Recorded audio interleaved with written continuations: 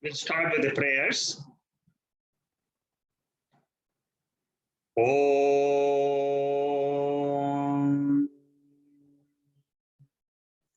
Sahana Bhavatu Sahanau Bhunaktu Saha Viryam Karavavahai Tejasvinavaditamastu ma vidvishavahai. Om Shanti Shanti Shanti.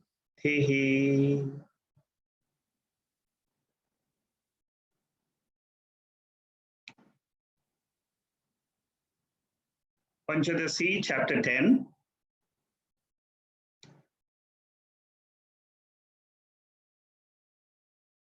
As I've said before, Panchadasi is a very, very deep text explaining the intricacies of the Upanishads.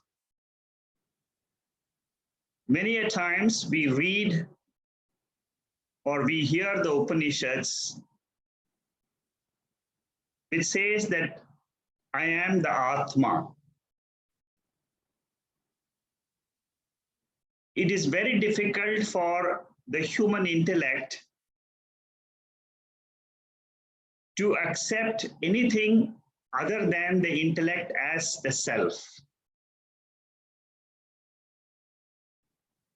Moksha is defined in another way. The normal way is freedom from sorrow. Another way of defining moksha is changing our own notion about ourselves, changing the intellectual notion about myself. We all think that we are the body, we all think we are the mind, and we need to discard this notion from our mind, replace it with I am Atma. It's a very, very big exercise, not easy, and we need to take the help of Shastra, the scriptures, for this transformation.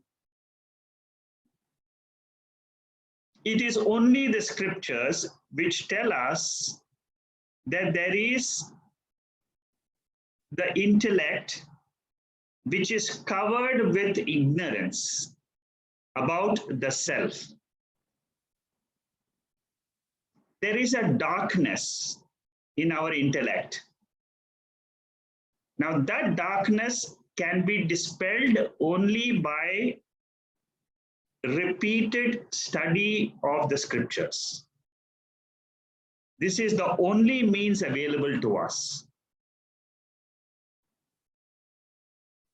And when we study the scriptures, we find difficulty in implementing what the scripture is telling us about ourselves. This is exactly where two texts which I have gone through in my spiritual study, I have found them to be immensely useful. Number one is this text called as Panchadasi, especially the first 5 chapters. They are brilliant expositions of the Upanishads and how through reasoning we can quieten the mind, make the mind sattvic, make the mind transparent to see our own real self. Normally, the mind is opaque. You cannot penetrate the mind. So when we are studying with that type of mind, the words come and then they go back. They go back without any transformation. But through the study of Panchadasi, if we are able to dispel the darkness, I'm sure all of us can realize our true self. It can be realized right now, here in this birth, because moksha is one of the purushartha like dharma, artha, and kama, which we can realize in this birth, here and now. Moksha, the freedom from sorrow, freedom from our own mind, can be realized here and now. It is not a posthumous reward. It is not adrishta phalam, like punya papam, like swarga. These are adrishta phalam. The scriptures tell us there is a swarga where you can go and enjoy, have greater pleasures than this earth. That is adrishta phalam. You do so and so rituals, you can get a superior body, you can enjoy. But moksha is not adrishta phalam. This is specifically said in Vichara Sagara. In another text which I said, there are two texts. One is Panchadasi, another text called as Vichara Sagara. This Panchadasi is written by Vidyaranya Swami. Vichara Sagara is another brilliant text written by Nishchaladasa about 150 years ago, whereas Vidyaranya Swami wrote it almost 600-800 years ago. So you can see a tremendous amount of analysis of the Upanishadic statements in these two books, which makes our ideas more and more clear. So far I have started with Panchadasi, and I will continue this study for the next 2 years, like I said before, hopefully. We will do the first 5 chapters. After this, I plan to take chapter 3, which is Panchakosha Viveka, an analysis of Taittiriya Upanishad. Very, very beautifully analyzed step by step, all the 5 koshas, and then it reveals the Atma. Similarly, in chapter 2, in Panchadasi, Swami Vidyaranya takes a brilliant analysis of Sat Vidya, the existence part of our nature, which is a very difficult topic to analyze. But he does it so well, I can tell you that it's amazing the way he has analyzed and gone about it. That is from Chandogya Upanishad, Sadeva Saumya Idamankare Asit. One verse he takes up from Chandogya Upanishad and gives us 101 verses to analyze. That is the brilliance of Swami Vidyaranya. So with this introduction of Vidyaranya and what we have covered so far, we have done 21 verses. I will go into the 22nd verse today.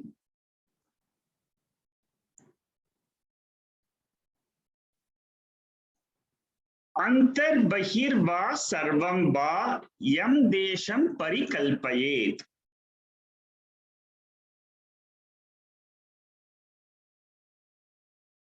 We have in the 21st verse, we have seen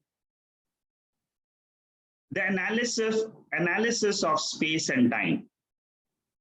Very brilliant analysis. You see, these are all things which is very difficult for us to grasp, but with Swami Vidyaranya makes it easier, so that our intellect can expand and then go beyond what is this intellect. Antar bahir va sarvam va yam desham parikalpaye. See, here he makes a statement that space is conceptualized by the mind. This is only when you are talking with reference to the Sakshi. See, normally we do not know Sakshi. Therefore, we can never say space is conceptualized by the mind. But when you go beyond the mind and say, I am the Sakshi, I am the witness, with reference to the Sakshi, we can say space is imagined by intellect, because space and time, they come when the mind becomes manifest in the waking state. We have to keep in mind our state during sleep. During sleep, there is no concept of space and time. When the waking comes up, immediately what we see is body, mind, space, time. All these four and the world, they all come together exactly like the way it comes in the dream. How does the dream come? Space, time, dream space, dream time, dream body, dream experiences, they all come straight at one shot. It is not a step-by-step manifestation. Whatever happens in the dream, in Vichara Sagara, it clearly says the same process happens in the waking also. And this you will appreciate it more only with reference to I am the Sakshi. Sakshi means what? I am the witness. I am not involved in the entire Vyavahara, the transaction of the mind. This is the formula. This is the trick. You should tell yourself the mind and the body are acting in the world. How are they acting in the world? As per the law of karma. This is the way to understand. This you will Vidyaranya himself will explain to us in the next 2-3 verses how this happens. The law of karma decides our waking state, dream state, sleep state. Outside this law of karma is Sakshi. If your intellect can accept this, then it is easy to see this verse and the following 4 or 5 verses very easily. This is the basis. So now you can say the space is imagined by the intellect because it doesn't exist in our sleep state. And in the sleep state, I am there as Sakshi of the blank state of ignorance in the sleep. This is where this particular chapter is brilliantly exposing our state when we are asleep. And that is the state of Turiyam, which is a transcendental state beyond the waking dream and sleep. And from that point of view, from that reference point of view, you can say that the whole world becomes unmanifest in the sleep state, and the whole world becomes manifest from that state. When that is acceptable, then space is a projection of the mind. And what is the Turiyam? What is the pure consciousness? What is the role of that Sakshi? The role of Sakshi is it pervades the entire 3 states. Pervades means what? It illumines. It illumines means it makes everything known to us. The knowing factor is Turiyam or Sakshi. Everything else is seen, heard. It's an object of consciousness.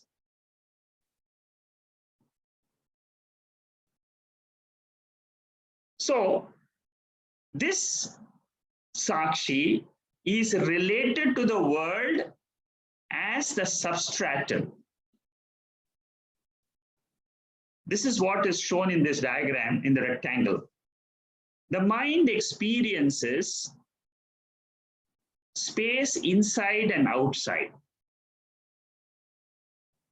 So in the verse, what he is trying to say is, it is the mind which is imagining, and this mind is pervaded by witness, consciousness. Because the mind is pervaded by witness consciousness, the mind which projects the entire world of objects is also pervaded by the consciousness. Always remember, consciousness cannot illumine the external world directly.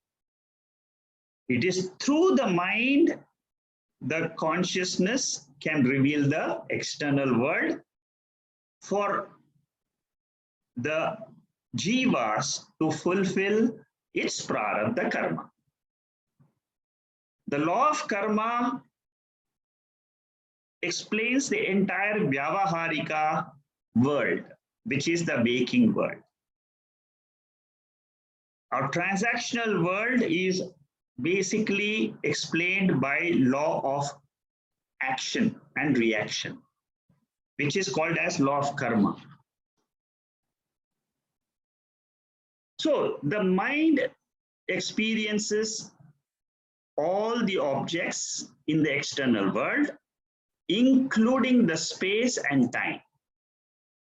There is space within the body and there is space outside the body. Within the body means, I will explain that. There is another verse which will explain to us more details of what is the space inside and outside.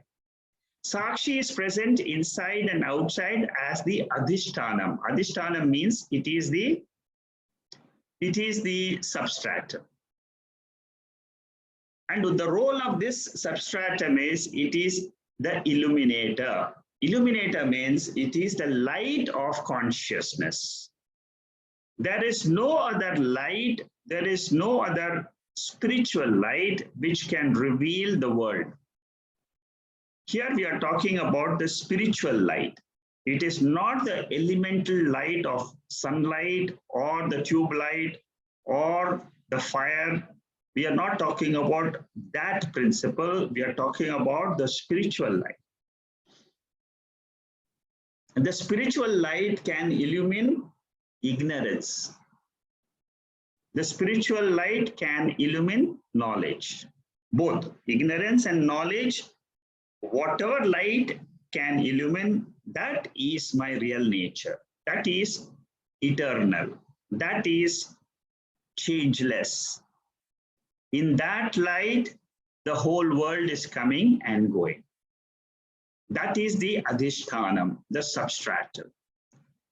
When our mind gets exposed to this understanding of Atma or Sakshi, the ignorance which is there in the mind will be blown away. That is the way the Shastras describe the process of moksha. Now, desk is the adhishtanam for a book. So when the desk is removed, the book also goes away. Similarly, the whole world, adhishtanam, is, first of all, we will say the space is the adhishtanam. Because desk, book, world, rivers, mountains, everything is in space. When desk is removed, space is not removed. Desk can be removed, but space cannot be removed, because space is partless. So the world is located in space. Sakshi is the adhishtanam of the space itself. This is where very important factor in Taittiriya Upanishad, this is very clearly mentioned, that from Atma, space is born. Sakshi is along with space, but not located in space. So I am the witness, I am the consciousness. Right now, each one of us is this consciousness.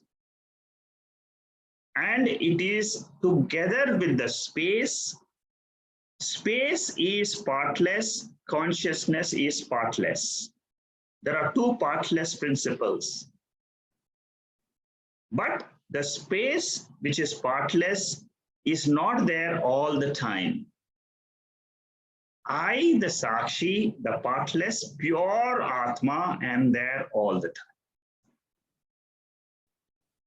Atma is said to be sarvagatam. Sarvagatam means all pervading. How is it all pervading? Like the fire pervades an iron ball. This is a typical Upanishadic example, Vedic example. Many of you know this example well. It has been taken up in Atma Bodha itself. You take an iron ball, you heat the iron ball in a furnace. The redness of the fire, we start seeing in the black iron ball, because the fire is pervading the ball.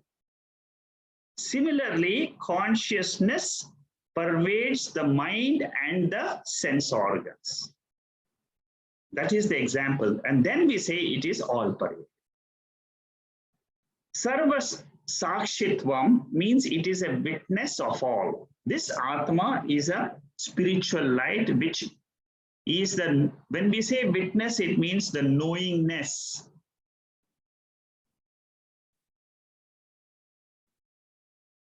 So in the scriptures, the method to understand the spiritual light is, first of all, we use the method called as Adhyaropa.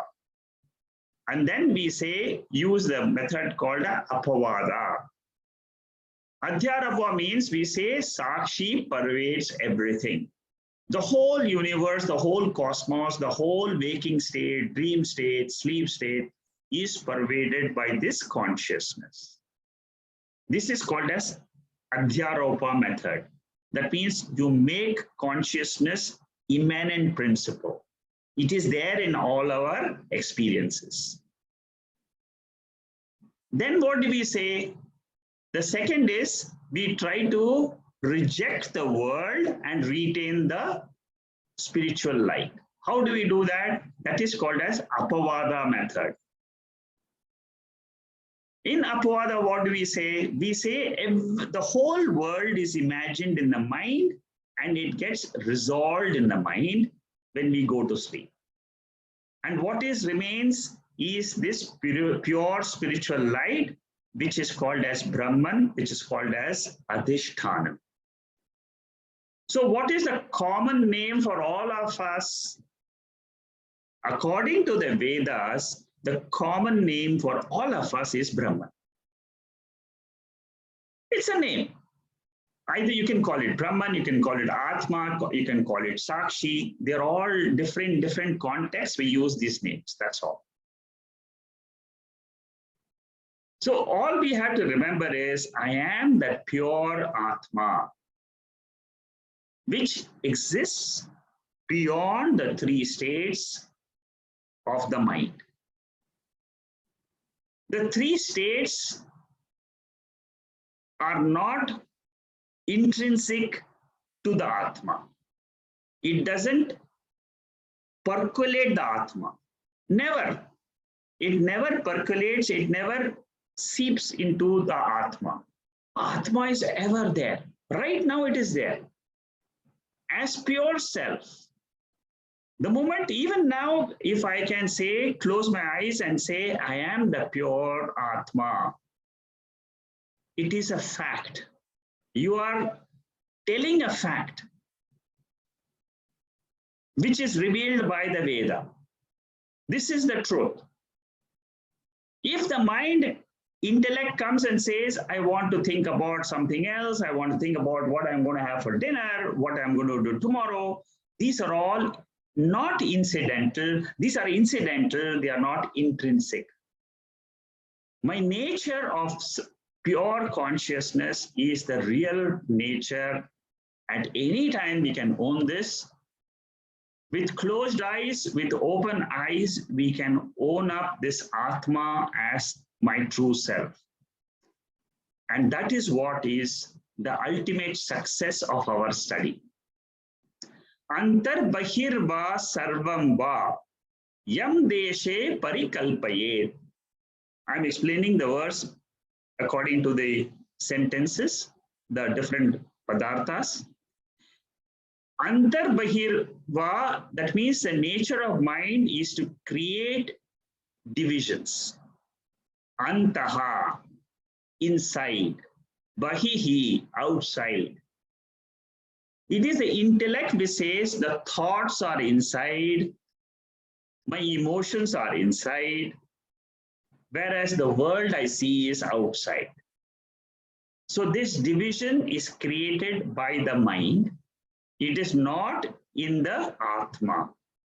It is not in the spiritual light. It is pure light of consciousness. Here the word kalpayet is very important. Kalpayet means it is a mental category. Because it is a mental category, according to Vedanta, it is not real. Real means it is Satya. Not real means mithya. Mithya means it is an appearance. Whenever the mind is there, we experience the insideness and outsideness of the mind. Yam desham parikalpaye. Desham, that means even the space is imagined, it is a projection of the mind. Space shines in the awareness and sinks in awareness. In the awareness, pure consciousness, this is very easy to understand when you take the sleep example. The space, there is no space at the time of sleep. But at the time of sleep, the awareness, consciousness principle continues.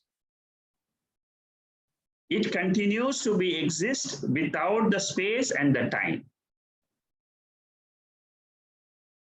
Therefore, we say that the space is experienced in Sakshi, in the Sakshi space, which is called as Chid Akasha. Who imagines this? It is the Buddhi. The Buddhi imagines the space which is nir avayavam. That means the space is really partless, but that space, we imagine that the space is there in my house, the space is a small space, and the space outside the house is a big space. This difference is done by the mind. Tat deshaga Sakshi. Is space in Sakshi or Sakshi is in space? The right answer is space is in Sakshi. World is nothing but a physical space plus mental space. And both these are in Sakshi space, which is called as Chid Akasha. This is the verse I was referring earlier, Taittiriya Upanishad, where it says, the space rises from Atma. This is the verse. Tasmad va etasmad atmanaha akasha sambhutaha akashat vayuhu vayor agnihi agnerapaha adabhya prithvi prithibhya oshadaya oshadebhyo annam annat purushaha. It gives you a fantastic order in this creation. What is the order? First, we have Atma, which is the pure awareness, like how we are all in our sleep state. From that Atma, Akasha is first born.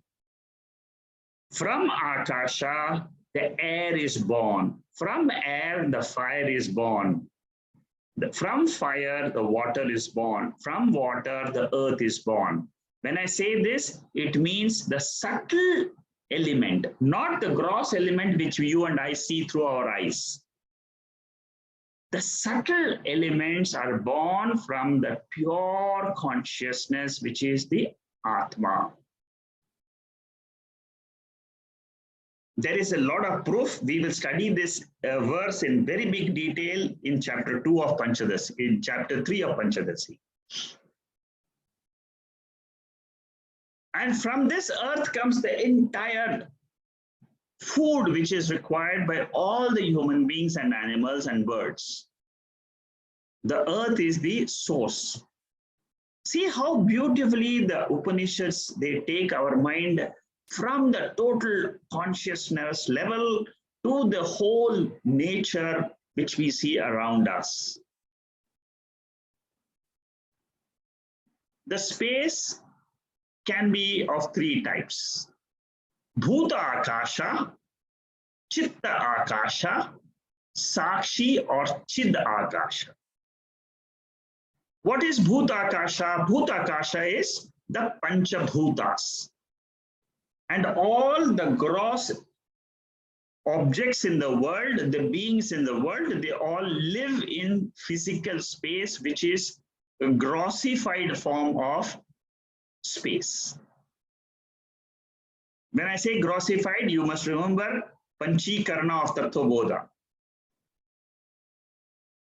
Then we have Chitta Akasha. Chitta Akasha is the subtle space. This subtle space is the space in the mind. Mind is born from the subtle elements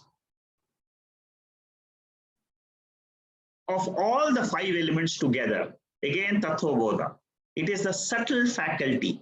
It is a subtle part of all the five elements. Together, they constitute this Chitta Akasha. That is why when you close your eyes and when you're meditating, there is a space inside.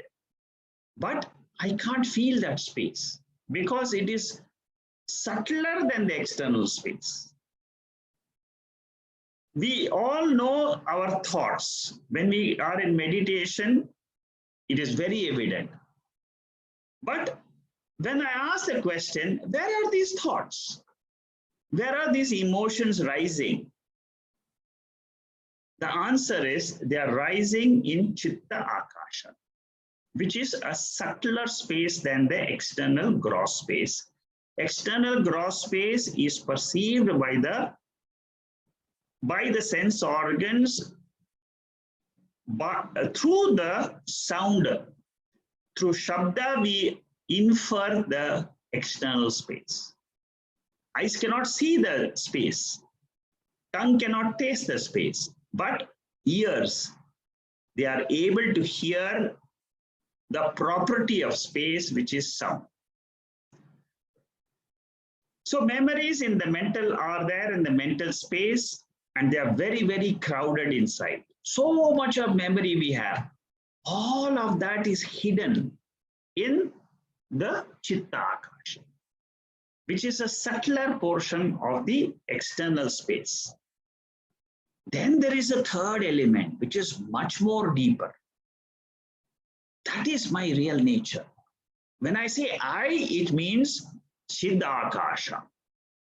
That Chiddakasha is Sakshi. That is the witness. It never participates in the Chitta Akasha and in the Bhuta Akasha. It is always hidden. It is the ultimate substratum, the space from which the whole Chitta Akasha comes and the Bhuta Akasha comes. It is the ultimate substratum. It is unseen, and that is what is called as my intrinsic nature. Chidakasha is not another Akasha.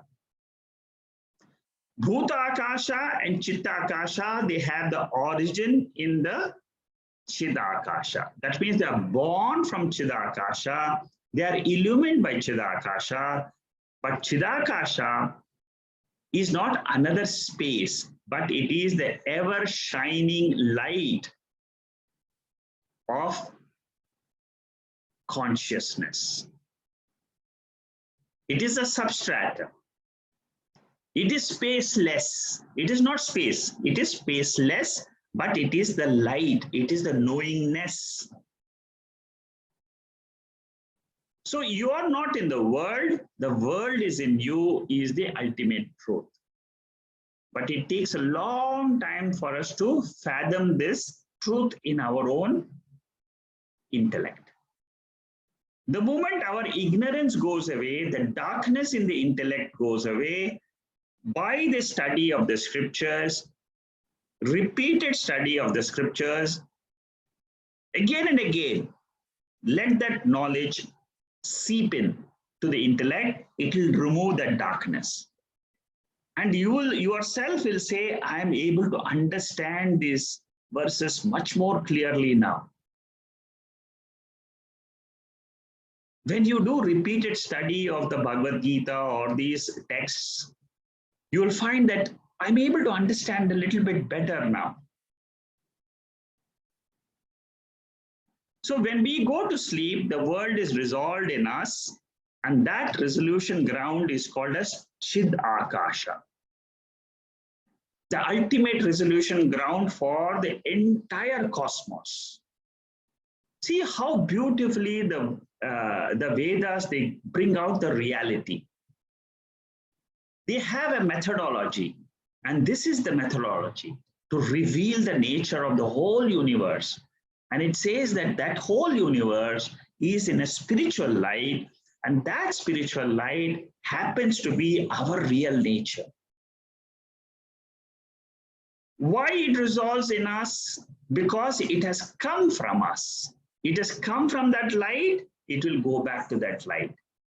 Mayeva sakalam jatam, may sarvam pratishtitam. Kaivalya Upanishad, 19th verse. I am that origin, I am that spiritual light, from where this is what is called as Aham Brahmasmi, the Mahavakya. We have to go to such a level, such a depth. Throughout the study of Panchadasi, you should remember all these verses are nothing but a revelation of the Mahavakya, which is telling us, I am not the jiva which is connected with the body and mind, but I am the pure light of consciousness. It is Nitya Srishti, Nitya Pralayam with reference to Chidakasha. What do you mean by this? Nitya means daily. There is a Srishti happening. There's a creation happening daily for each one of us. If I take the center as Sakshi. If each one of us, if I say I am the pure consciousness, then every day there is a creation which comes out, and every day the creation resolves. That is the reason why in chapter 10 and 11 of the Bhagavad Gita, if you know this secret of the Chidakasha, you can easily absorb the entire teaching of chapter 10 and 11 of the Bhagavad Gita. It is just an elaboration of this one principle. I am the consciousness. The whole vibhutis which we see is of that Lord, which we call it as Sakshi. The whole universe, so many planets and galaxies, everything is resolved in this secret, that is why Guhya Guhyataram Shastram. 9th chapter of the Bhagavad Gita is called Guhya Guhyataram. That means it is the greatest secret. In the entire universe, you cannot find another secret like this. That is what Lord Krishna wanted to say to Arjuna. I will tell you a secret in this chapter, the 9th chapter. Our birth and death are with reference to the body and mind and the ego I. It is the ego I which is shifting from one body to another body. During birth, the ego I gets reflected in this particular mind of the jiva, of the body which is taken up by the jiva. And it is this reflection which leads when the body, see, when you understand Apavada very well, you can understand that there is absolutely no fear connected with death, because it's a different level. The body exists in a different level. The mind exists in a slightly higher level. And then there is a Sakshi, which is the highest level. So why should I be bothered of the lowest level? What happens at the lowest level? Nothing to worry. Then, because in the higher level, there is a mind. In the highest level, there is Sakshi. I am the highest level. Nothing ever happens to me. That is why we say I am immortal after the study of the scriptures. Because I understand I am that Sakshi. We imagine I was born in so-and-so place and will go to so-and-so place, because these imaginations are done in the waking state when the mind exists. It is the projection of the mind. I was born on so-and-so place. I will be traveling. This is with reference to the body. Body was born. Body was born in London. Body was born in India. Body was born in Singapore. No problem. The external body, the physical body. Here we are talking of the Sakshi, which has got nothing to do with the nothing to do with the body or the mind. Buddhi tat deshaga Sakshi. Mind imagines different places and times. Sakshi is the Advayam, the non-dual principle. This aspect of what is non-dual is going to be analyzed in the second chapter of Panchadasi. Very, very deeply it will be analyzed.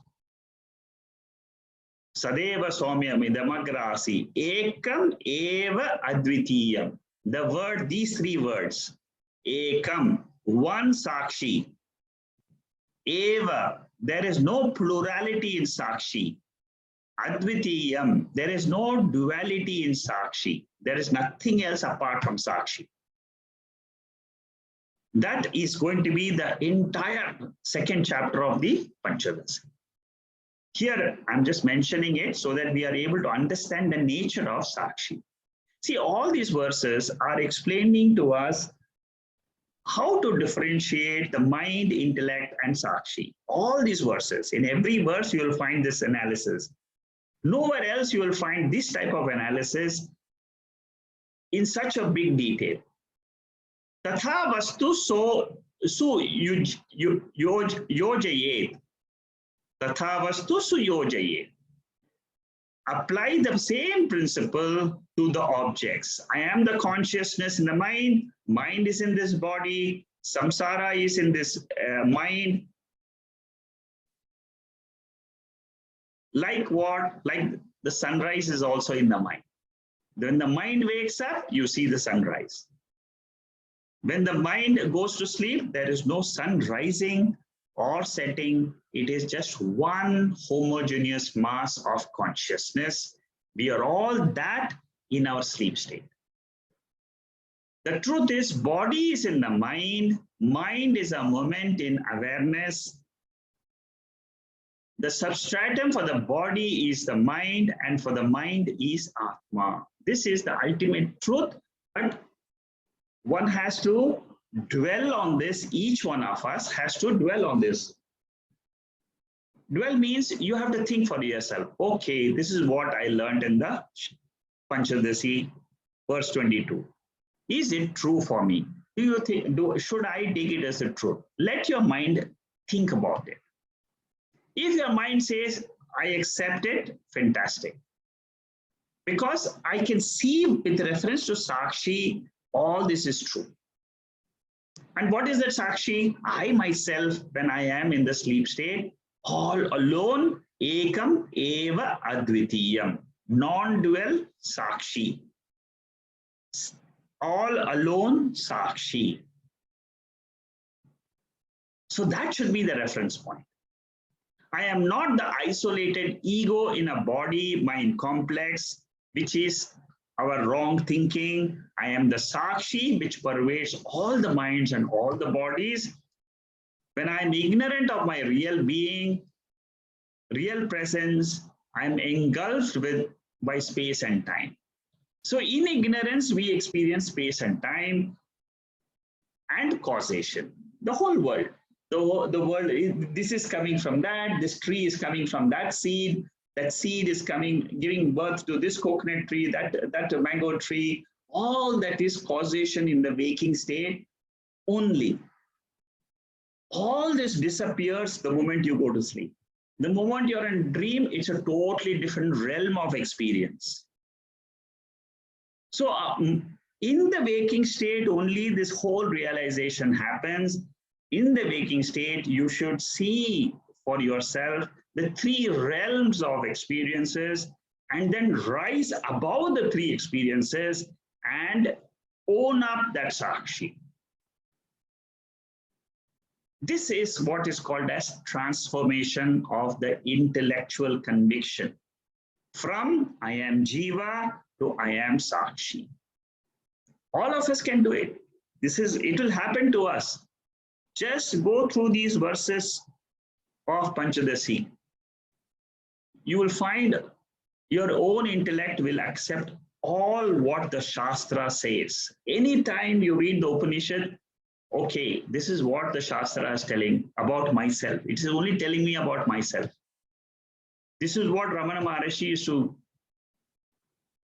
tell when big scholars used to go to Ramana Ashram. They used to, it is said, I have read this, that Ramana Maharshi would sit at the back and listen to all this. And somebody used to ask him, how come you are sitting here in the sessions? He'll say, it is all telling about myself, that's all.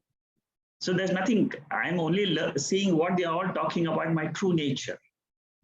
In Chandogya Upanishad, the 7th chapter, it says that the self is below, the self is on the right, the self is above, the self is on all over the place. It is only the pure self.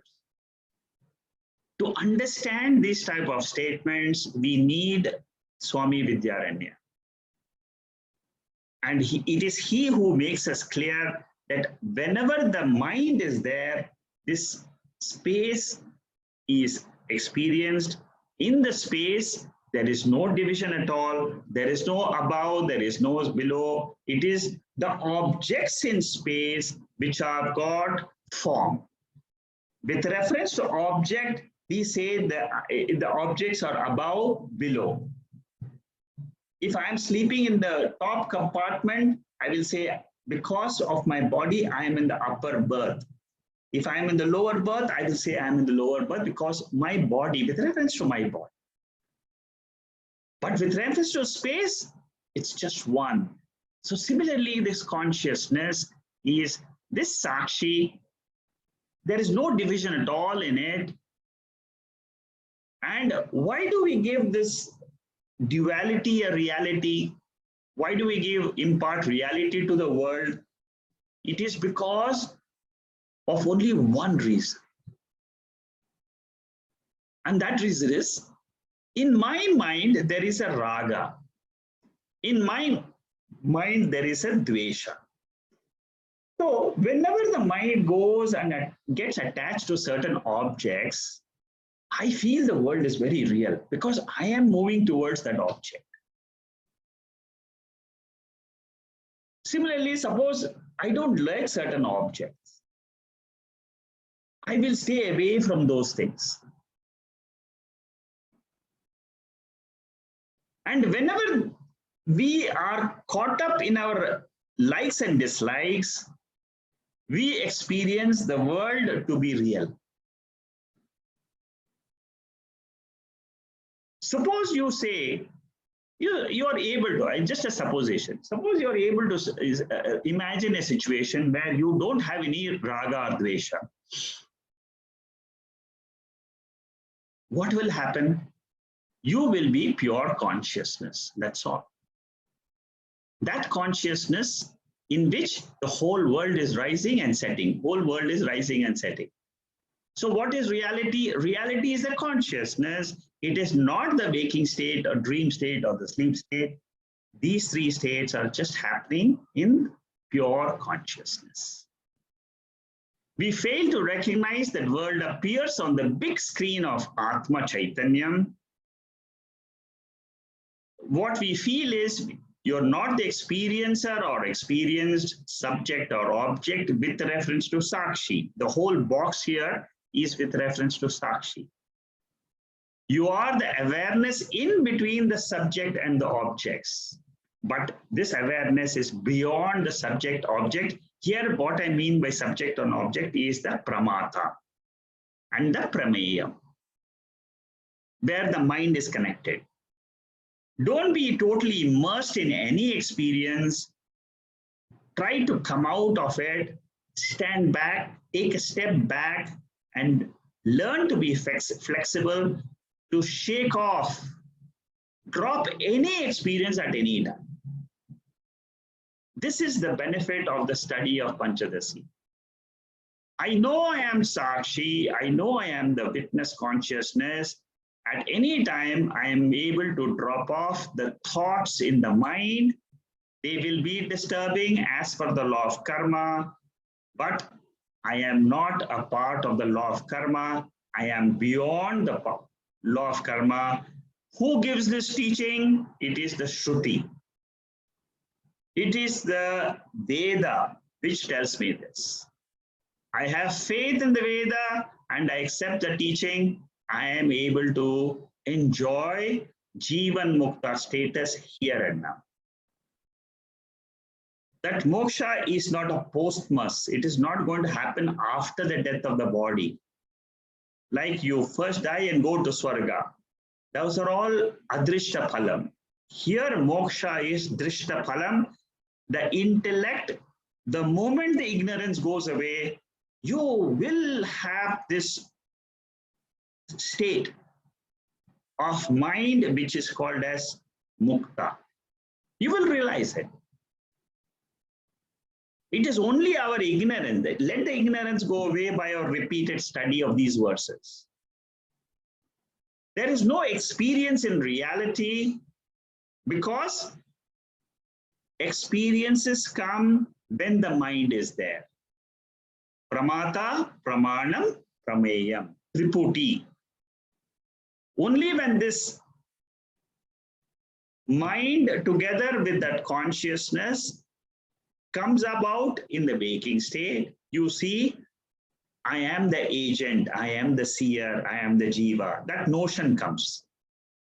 With that notion, I operate my sense organs, I experience the world. That notion goes off when I go to sleep. I means the mind goes to sleep. But here, the teaching is, I am beyond the mind. So when we give reality to the world, Sakshi is hidden. When we focus on Sakshi, the world gets hidden. This is what the teaching does. These are all statements which are given out by realized acharyas who have gone through this process of study. And they are the ones who are teaching us, this is what is Sakshi, this is what will happen to you when you study the scriptures, and you will have the Purushartha, which is the highest, which will give us the fulfillment, not only in this life, it is an eternal fulfillment of all lives together. So don't get overwhelmed by any experience is the best teaching of this verse. What you see is not real. The fact that you see is real. The fact that you see real means what? I am that consciousness, the spiritual light in which this reality of the world is seen by me. Let each experience signal the underlying Atma, the substrate. Every time I experience something, you should say, the seen world is mithya, I am the substratum, the pure Sakshi. Anytime you see, that means the waking state has come, it is mithya, it is an appearance, it will come as per the law of karma. All the human beings will experience this, but I am the spiritual light, which is revealed to me by the scriptures. Taking experiences to be real is a grievous mistake. This is what the scriptures want to correct. I am the Sakshi, the reality, the Chaitanyam behind the whole cosmos. So what is the conclusion of this entire verse? Number 22, all perceptions are with the mind, which involves desha, kala, vastu. Whenever the mind operates, we have space, time, and objects. And this is called as the ego I. Perceiver, feeler, thinker I. Triputi I.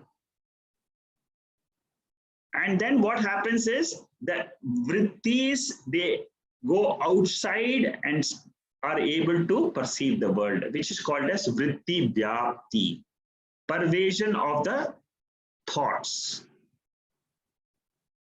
The chidabhasa formed by the chit is called as phala vyapti. That means that chit is there, that consciousness, it is forming a reflection in the mind, that is the phala.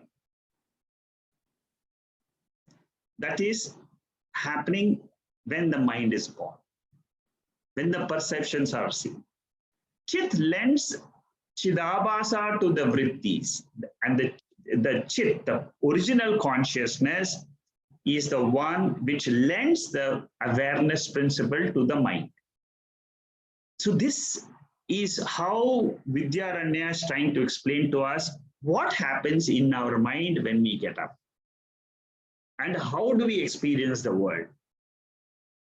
Such is the depth of Vidyaranya in explaining to us our experiences.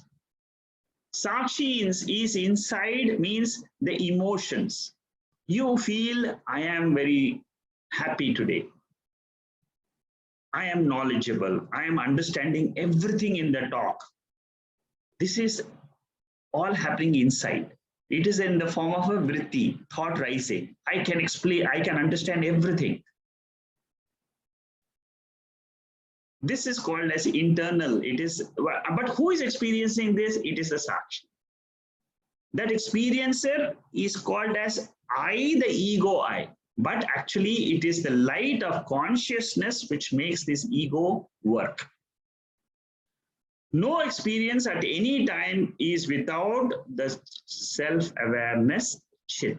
This is the ultimate in teaching. That means what? Without that pure consciousness, there is no experience possible at all. The experience of blankness in sleep is because of the pure consciousness, which witnesses that there is nothing in this world. In sleep, I have this experience. It is one realm of experience which is in Karana Sharir. When I am asleep to the nature, my own nature, which is Sakshi, I am asleep to that. That is what is called as Mula Aditya. It is not the ignorance of the world. It is ignorance of the self, which is the Sakshi, which is called as Mula Avidya. Avidya by itself means the worldly avidya. I don't know physics. I don't know Sanskrit. I don't know so many things in the world. I don't know the scriptures. This is all avidya, which is ignorance of the external world. Mula Vidya means I don't know my real nature as the pure Sakshi.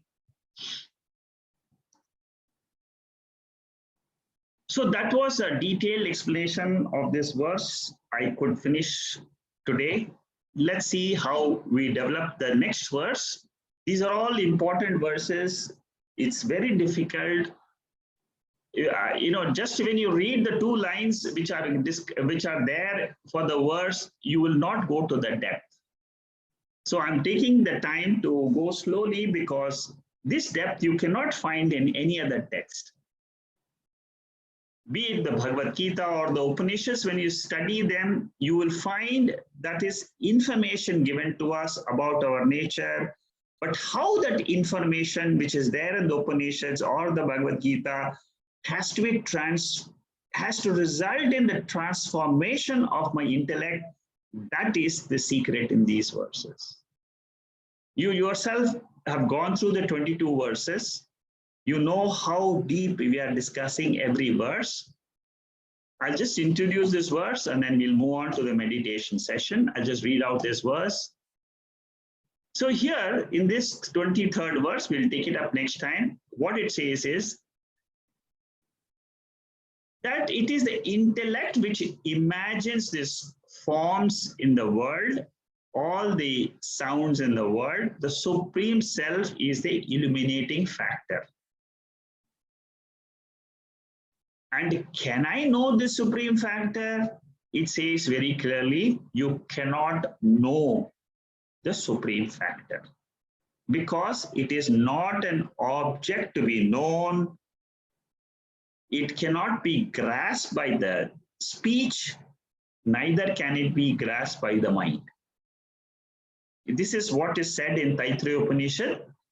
I will quote the verse in this explanation next week. But this is what, again, the nature of Sakshi is being revealed. All these verses up to 26th verse is all only the nature of Sakshi. You cannot get these type of verses. It comes in different forms in the Upanishads, but analysis is what is missing. And that's what we are doing. Okay, so we'll take up this verse next week.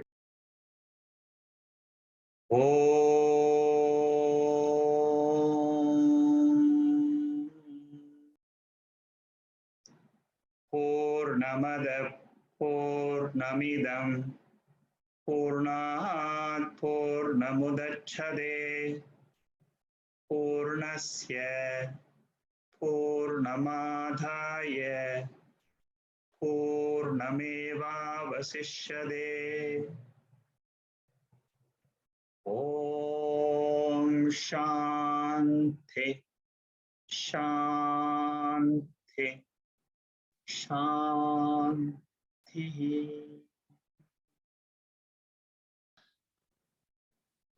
Okay, is there any questions from anyone?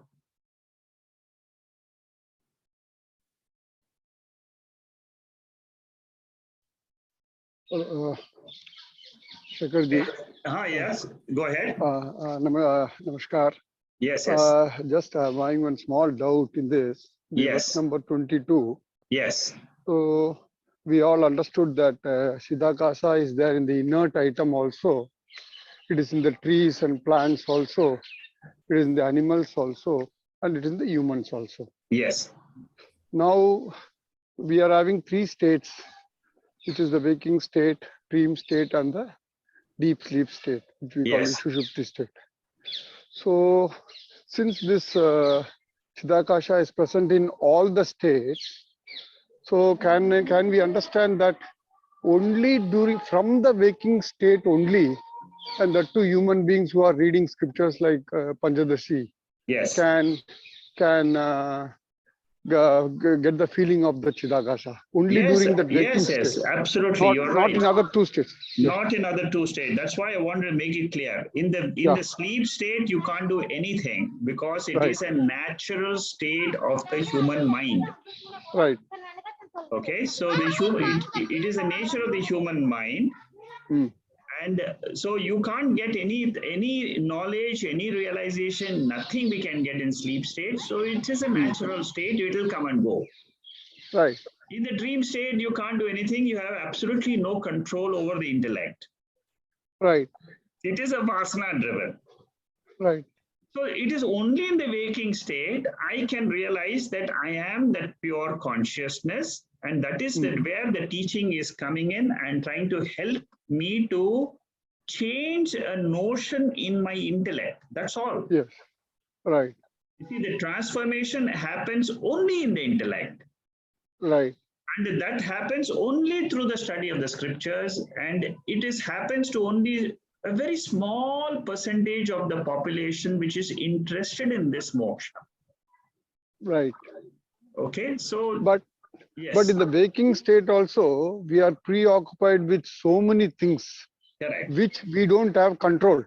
We don't have Yes. absolutely, even though we say waking state, Yes, we don't have control over those things also. correct. For example, I am reporting to a manager. I have to go Correct. by what the manager says. No I problem. have to respond or react See, as per the yeah. manager. You see, you don't confuse your social interaction state with the state of Chidakasha. Don't confuse. Right. Because when we are operating in the social interactional vyavaharika field of action, in that field, it is very difficult for us to bring the knowledge of Atma and all that. Right. Whenever you are interacting with the world, give full attention to the job in hand, what you need to do, and get the job done. That's all. Right. Right. Only In the waking state, these hours are also removed. Yes. See, the available waking, supposing if I say 16 hours is my waking state, yes. Out of the 16 hours, about these some hours which are beyond my control is also to be removed. Correct, and correct. What is left is only how many hours. It depends on the individual to individual based on the lifestyle is. Yes. Okay. Now this is, you're looking at it as an ignorant person. Right. Okay. As an ignorant person, all of us will be thinking exactly like you. Right. Let the knowledge go slowly, step by step. Let it come in. Let it remove the ignorance. Then you will you'll see the difference.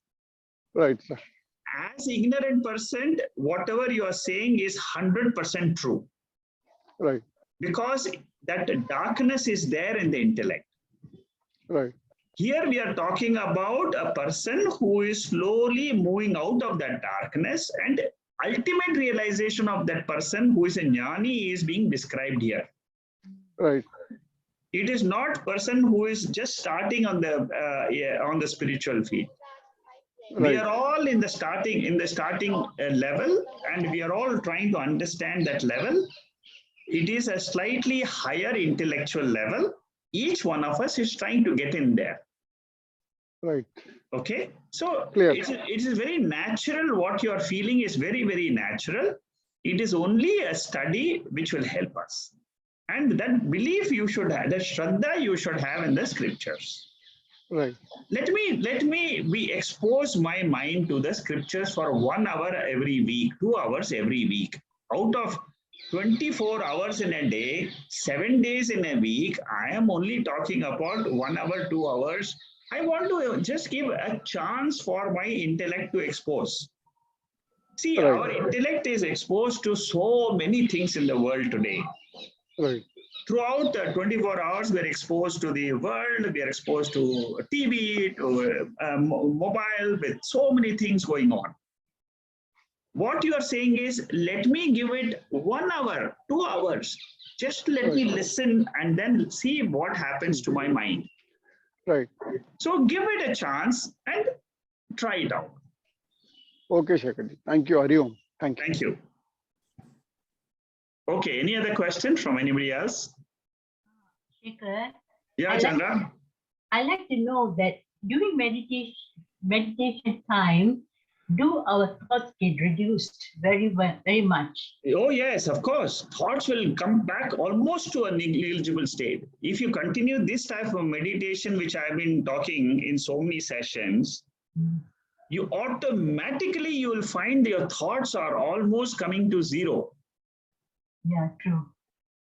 Many people have called me and said these meditation sessions are fantastic. I don't know what happens to me, but they put my mind to complete quietness. Yeah, that type of experience we get, that's all. Yes, that's good. You see, at least at least each one of us, we are able to experience this quietude for maybe 5 minutes, doesn't matter. But this 5 minutes, it can help us to strengthen the mind to face the balance 24 hours, you know. It will give us tremendous strength, because this 5 minutes is my real nature. From where I'm operating, actually, this is my real nature, which is from where I am operating from in my waking state. But I don't know this. You see, today, this is what is covered today for me. So it becomes uncovered. You see, what you are realizing, Chandra, is that quietude is your real nature. And it is not, it is a subjective experience, not an objective experience. It is my very core of the personality. And it is internal to my own intellect. That's all. It has got nothing to do with the external world. I am able to bring slowly myself drawn away from the world into the central core of my personality. That is where the transformation really happens, and you experience it, and it's good.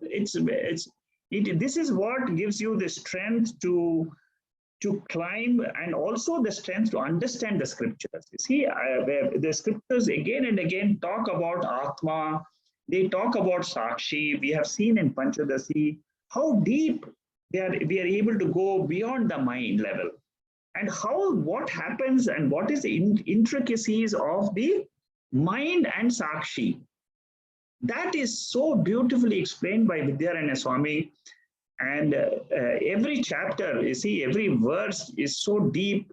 The more you just let it just expose your mind, that's all. Right.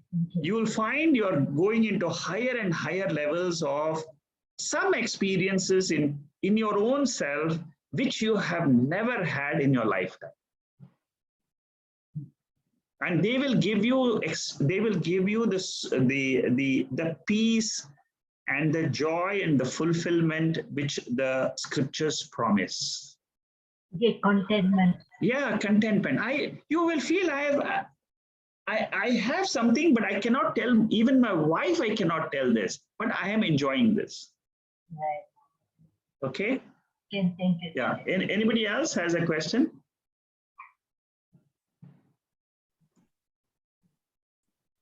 Hari Om Shekharji. Yeah, Vijaya, tell me. The first time I'm hearing these two words, which is Bhuta Akasha and Chitta Akasha, are they similar to Maha Akasha, Megha Akasha, and Kata Akasha can be to Pancha Akasha, Megha Akasha to Chitta Akasha? Yes, that's correct. And Prabhasa to Maha Akasha? Yes, you're right. In different texts, different type of Akashas are used. In the same Panchadasi, in some other chapters, your Mahakasha will come in. So here what we are learning is the Chid Akasha, which is the pure light of knowingness. You see, it is not an Akasha, it is not a space, but it is the light, the spiritual light, which is the real light, which we call it as the Chid Akasha. It is the pure Chid. And beyond the Chit is that mind. You see, the mind gets reflection, then it becomes Chitta Akasha. In that Chitta Akasha, all the memories, everything come. See, suppose you are getting all your childhood memories. It is in which Akasha? It is Chitta Akasha. And beyond, and then there is the Maha Akasha is outside. So there is a Akasha outside, external Bhuta Akasha is nothing else but the entire Bhuta Akasha is called as Maha Akasha. Because that is made up of the elemental space. You see, the space is an element.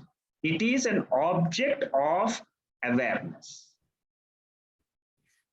The Chitta Akasha is also an object of awareness. But the Chid Akasha is the subject. Pure subject, nothing else except the subject. And this pure subject the nature of that is ekam eva advitiya. These three words, Vidyaranya Swami takes 26 verses in chapter 2 to explain what is this ekam, what is this evam, what is this advitiya, which is that sat principle, that pure existence. It's knowledge only. You see, the beauty of this is that in Panchadasi, all the technical aspects of Vedanta are covered. All. You will not have any problem with any technical term which is used once you go through Panchadasi, especially the first 5 chapters. All the 5 chapters covers the entire gamut of the spiritual science of Vedanta. That is the beauty of this text. And you just go through it step by step. You will realize in every chapter, you will feel, oh my God, I think I have realized the self. I have realized the self. It is your own intellect will tell you, I know my true nature, because it is true, that's all. What is the truth? The scriptures are telling that, and I am able to experience that. There is nothing else beyond that. Okay, Vijaya, anything else? I have one more question. You made this statement, Jivan Mukti is Drishta Phalam, not Adrishta Phalam. Yes. I just need explanation on that. Yeah, you see,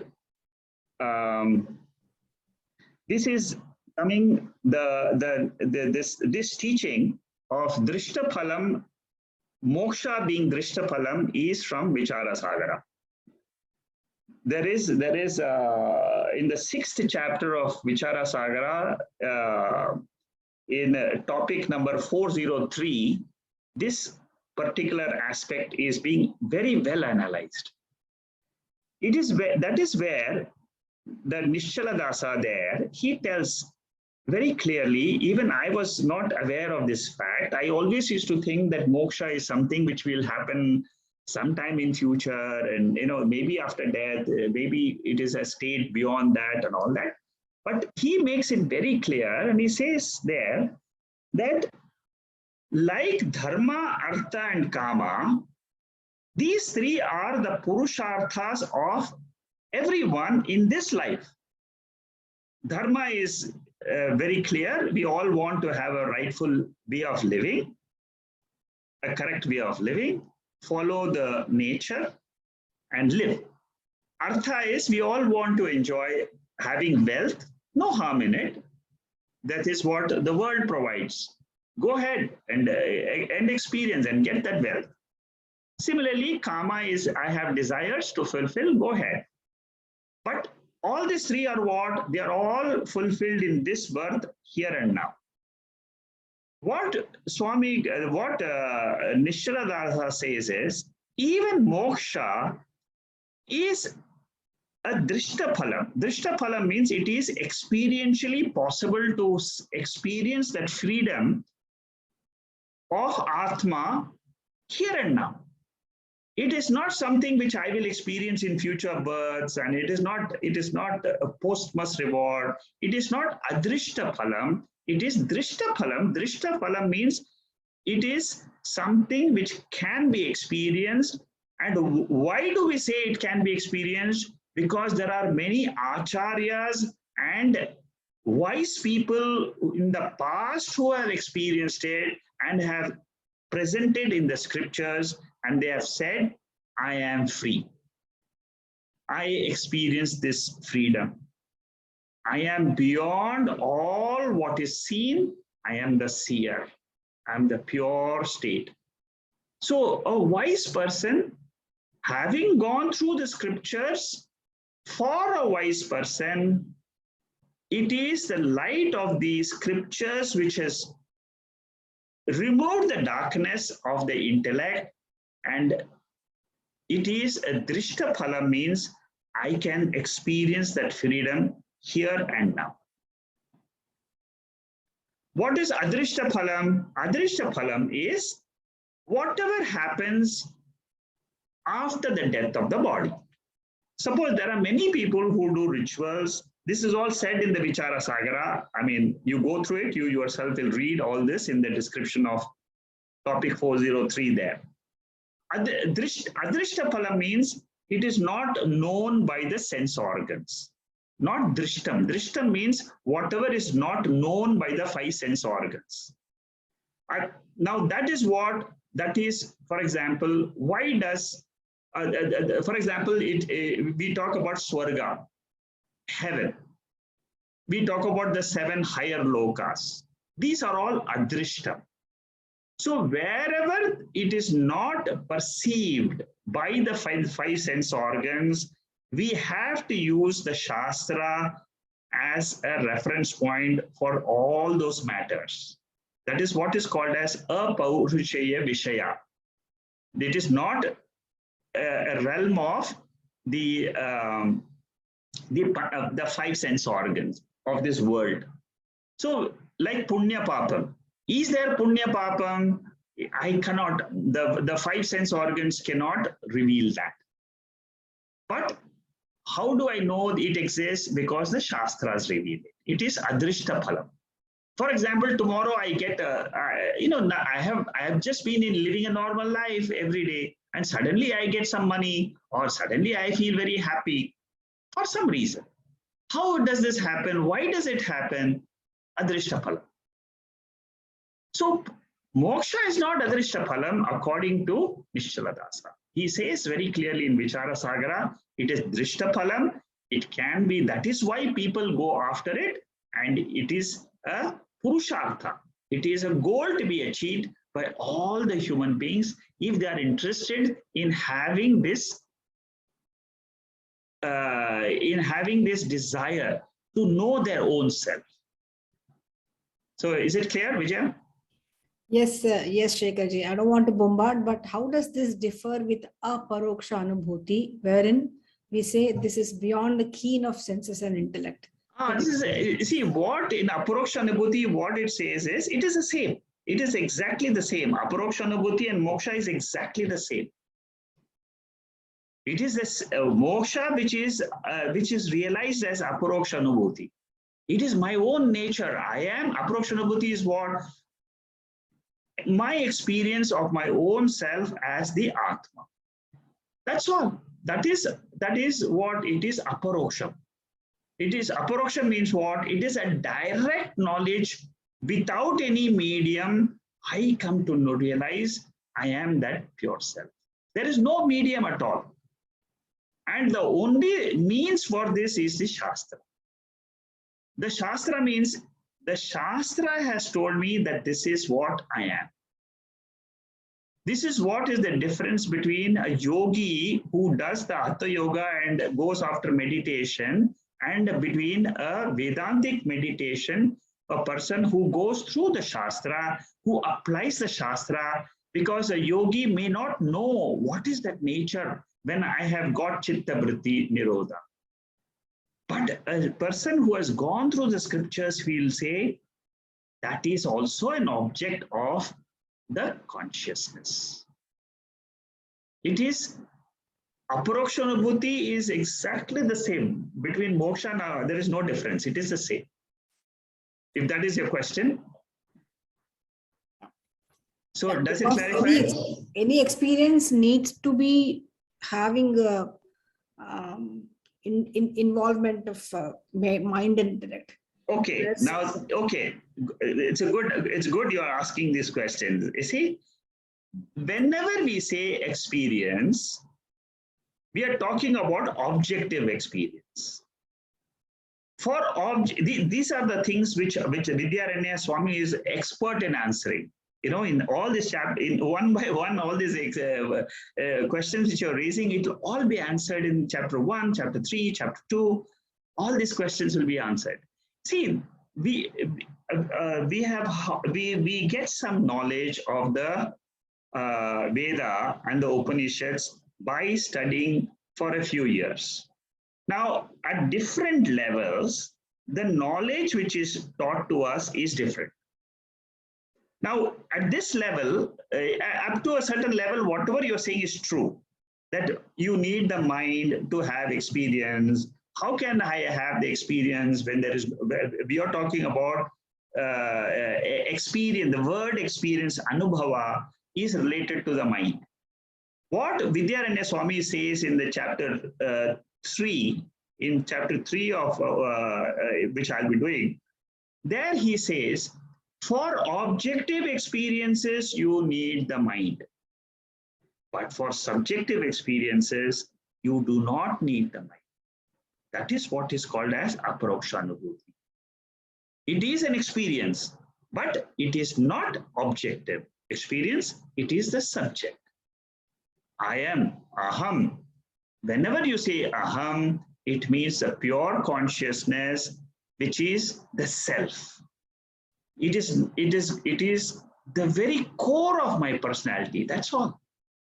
Again, don't make that subject as an object. That is where we all make a mistake.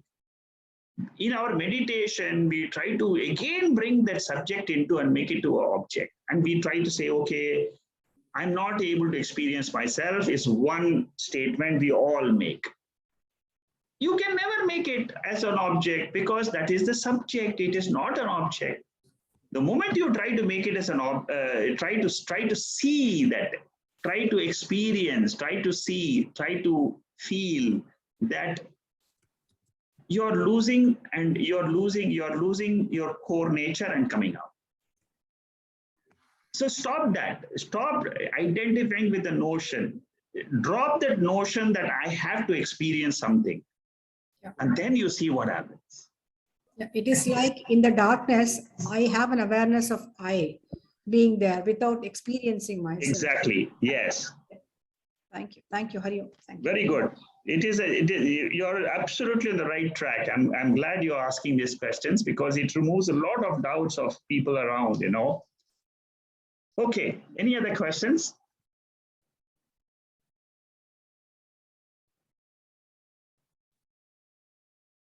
Okay, there are no questions. We'll close for the day. We'll start again next week with verse number 23. We have 4 more verses, and then we'll see how it goes. These are all very deep verses. That's why I'm going extremely slow. It's worth it, and those who are listening, you will find a tremendous depth of these verses. Thank you and good night. Thank you. Thank you, Shakarji. Thank you. Thank you, Only. Thank you.